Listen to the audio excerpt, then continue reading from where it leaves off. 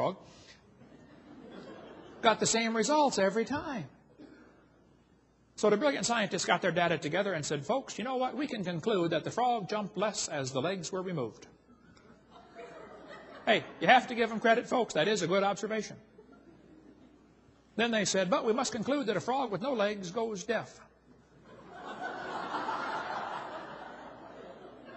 You had a good observation there, fella, but you blew it with your conclusion. That's what they did with the fruit flies, though. They put them flies in the laboratory, and they nuked them and microwaved them and x-rayed them and did all sorts of mean things to those flies, and they got all kinds of mutated flies. They got flies with curled wings. They fly around, bzz, bzz, bzz, bzz, couldn't go anywhere. They got flies with no wings. What do you call that? A crawl? Can't fly. They raised all these mutated flies in the laboratory and said, folks, you know what? All the mutations observed produced flies that were inferior to Grandpa Fly. Hey, that's a good observation. They said, so we must conclude that flies have evolved as far as they can go. Jump, frog, jump. You got a good observation there, but you know, maybe you could conclude that God made them right to begin with, and all you're doing is messing them up in your laboratory. Yeah. This guy says, flies in the north have wings 4% larger than flies in the south. And that proves evolution? Who is dumb enough to care? Then they tell the kids to think critically. Yes, boys and girls, do you think humans are still evolving? What kind of question is that? That's one of those questions like, have you stopped beating your wife yet? Wow, now let me think. If I say yes, I'm admitting I did. If I say no, I'm still doing it. Hey, did you know it is possible for a question to already have a built-in assumption?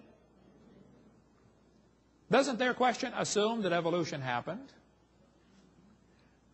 I would say, teacher, this question is poorly written. It assumes evolution has happened when it has not.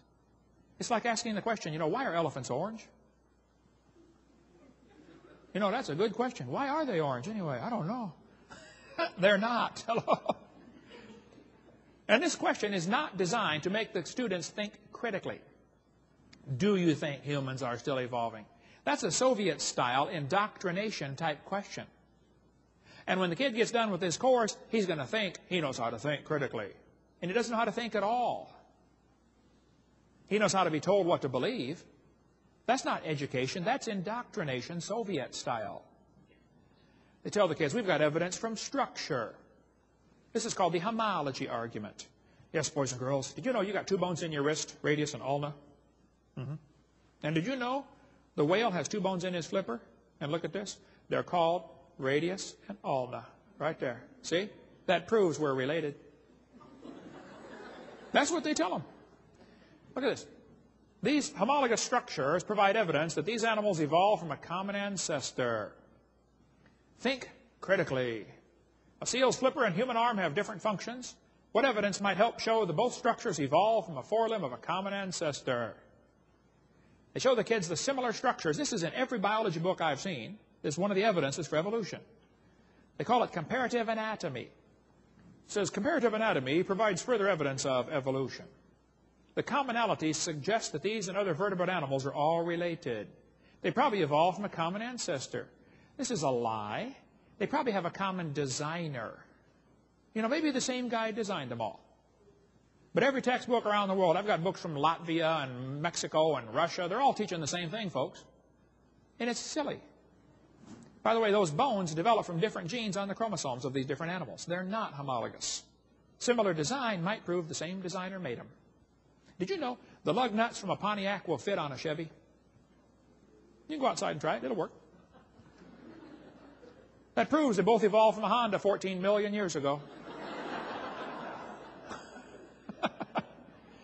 Now look, it's a fact. It's a good observation when they say many animals have a similar forelimb structure. That is a good observation. I agree. Then they say, they must have had a common ancestor. Oh, I disagree. This helps prove we all came from a rock. Oh, jump, frog, jump. Then they say we've got evidence from development. This one makes me angry, so I'm going to stay calm. We're going to do this in just a few more minutes, and then we're going to quit. Take a break. This book says the similarity between early stages in development helped convince Darwin that all forms of life shared common ancestors. Darwin considered this by far the strongest piece of facts in favor of his theory. Haeckel called it the biogenetic law. A guy named Ernst Haeckel made up the idea that all the embryos of different animals develop through the same stages: fish, amphibian, reptile, mammal.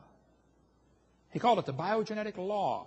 This textbook says, the presence of fish-like structures in the embryos of different species shows that these animals have evolved from fish and share the basic pattern of fish development. Does the human embryo have gills like a fish? That's what the textbook says. This is a lie. Those are not gills. Those little folds of skin develop into bones in the ear and glands in the throat. They never have anything to do with breathing. I've seen people that have 5 or 6 chins and they can't breathe through any of them but the top one. Ernst Haeckel, the German professor from Jena University, made up this entire dumb idea in 1869. Darwin's book came out in 1859. The next year it was translated to German. Haeckel read the book and said, wow, what a great theory. If only we had some evidence. 9 years later, they still had no evidence, so Haeckel decided to make some. He was an embryology professor. He's taught how embryos develop.